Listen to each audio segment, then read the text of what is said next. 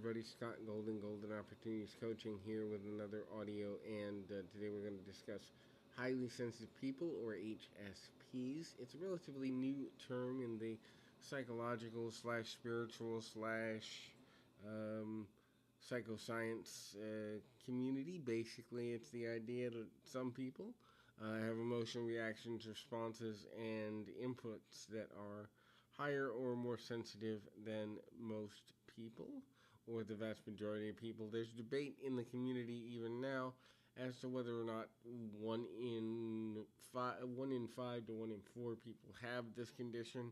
Many have it and don't realize it because it hasn't been, I guess, identified or named. But there's about 8 to 10 I guess, symptoms or signs of this that we can go over. And you may be a highly sensitive person. If you are, there are some challenges that come along with that. But for this audio, we're going to really focus on the positive aspects of it and kind of see if there are some people below who have this condition. So these individuals tend to be more gentle-minded. They are looking for non-conflict situations. They are looking for ways to keep the flow of energy and the flow of emotion going in a positive direction. They try to avoid conflict. They avoid arguments. They don't like violence. They don't like confrontation. They are looking for the most peaceable way to go along and get along. I guess in the 60s, you might even call them tree huggers. These are folks who really don't see the point of getting upset over non-sequential or non-influential things, and it actually upsets them to see people get upset. Another thing that these individuals have in common is they're extremely self-aware. Self-reflection is like a sport to them. It's something that they do multiple times in a day. They ask a lot of why questions. They ask a lot of how questions. How can I improve? Why are things this way? How could things be better? Why don't we try this? These are the focus. It's very introspective, and a person like this may carry around a notebook to keep notes about their day. They may keep a journal to reflect on their day. They may audio or videotape things just to have a tangible memory of their experiences, especially if it's a first time experience or something that could impact someone else in a positive way. The next thing about highly sensitive folks, they will go out of their way for other people. So these are the folks that you'll see who give up their seat on a train without being asked. These are the folks you'll see that'll go up to a random kid and be like, hey, can he or she have a piece of candy? And they'll give a kid a piece of candy. These are the folks you'll see who are interested in helping the homeless, or helping the disabled, or helping the elderly, or finding a cause they believe in and going out of their way to be helpful on purpose. These are not individuals who are the best with time management. Instead, they get the most out of every moment, like they're squeezing it like you'd squeeze a grape to get wine out of it, right? Like they are maximizing every moment for the greater good of humanity. This makes them the next thing, which is really good listeners. They listen well because they understand their own emotional state and therefore have a desire to understand and interact with the emotional states of others around them. They'll ask a lot of probing or inquisitive indirect questions. So an inquisitive indirect question could be something like, why do you think you feel this way? What do you want to change about yourself? They're very underinterested in things like small talk or gossip. They're more focused on let's change things, let's better things, let's focus things here. It may be that they have a strong religious conviction, or they may have a strong series and ethical code that they follow.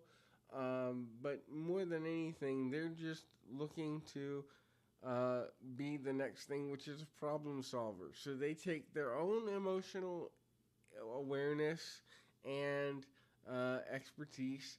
They couple that with being a good listener, and then they put that together into being a good problem solver. These are folks who have never seen a challenge they didn't like. These are folks who actually enjoy being the person to organize things and make sure things go off without a hitch. These are individuals who find it easier to be in some semblance of control of how things play out so that they can make sure the maximum number of people around them are happy, healthy, and enjoying themselves. This brings them joy, peace, and happiness.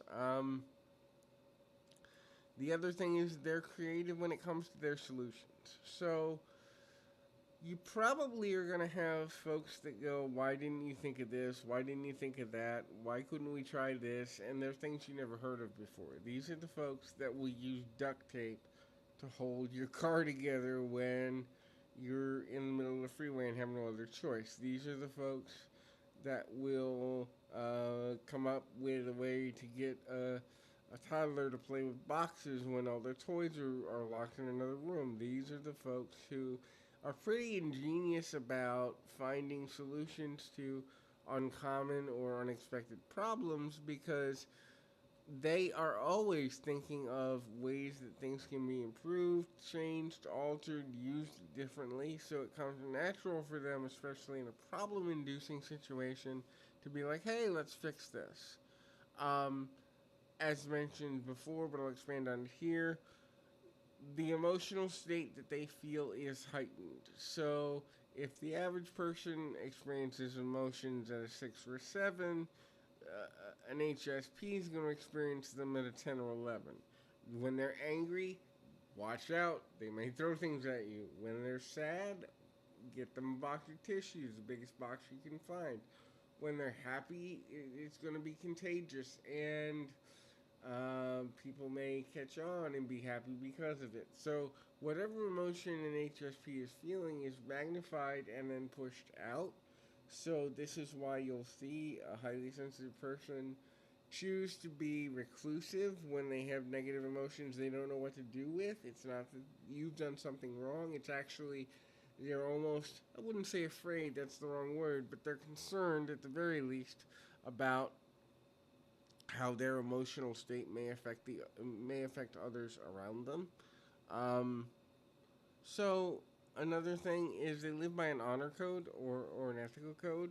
It may not be a legal code. So I've known many highly sensitive people who have lots of problems with the way laws are written, the way social injustice happens, the ways that things could be changed to make life easier. Heck, I am one. I would be, I guess, what you'd consider a highly sensitive person who doesn't believe with about 80% of the laws on the books in any country for various reasons. So, um, they're going to question everything, and they're going to have a code of conduct they live by. There are going to be things they protect with their lives. These are individuals who, if they have a strong enough conviction, they're willing to die for it. They're willing to suffer for it. They're willing to lose everything to stand for what they believe in. These are folks who, if they say they're going to do something, they do it. And if they don't do it, you need to be worried because something's seriously wrong. If they say they're not going to do something, or they've made a decision that this is not a path they're going, don't try and change their mind because it's like headbutting a brick wall. They have a very strict sense of, most people would say right or wrong, but I would say progress and destruction. In other words, what's progressive, what's going to move things forwards, and what's destructive, what's going to move things backwards. They have a real strong sense of this. They'll talk to other people about it, but it would take a lot for another person outside of themselves to change their code because it's a code they've developed through sometimes hours, days, or even years of study of human behavior. These are individuals who are very good at living in the now. Matter of fact, they may frustrate people who need control through planning or having planned activities because they're like, well, we'll get there when we get there. They're not disrespectful, but at the same time, they understand to a higher level than most people that, which is something I say to people all the time, the past doesn't exist. dead. There's nothing you can do about it. The future doesn't exist. You create it by what you do right now. And so staying in the moment is the most important and powerful thing that any person can do. And this is a trait and a viewpoint and a worldview that's shared by highly sensitive people, the vast majority of them anyway. And they're one of a kind. Once you've met a highly sensitive person, you're going to learn a lot of things. You're going to look at things from a new perspective. And you will never see two HSPs that are identical. You're going to see differences, maybe higher intellect, maybe higher emotional acuity, but you're going to see them as a different style of person. They're not for everybody. So if you are a person that likes a lot of rigidity and a lot of routine, HSPs will probably freak you out and make you uncomfortable. But at the same time, if you tend to be a free spirit with lots of questions, you may want to, and you're very contemplative, you may want to look into being an HSP yourself. In any event, this is Scott Golden, Golden Opportunities Coaching, reminding you to keep your feet on the ground and your mind in the moment. Until next time, everybody.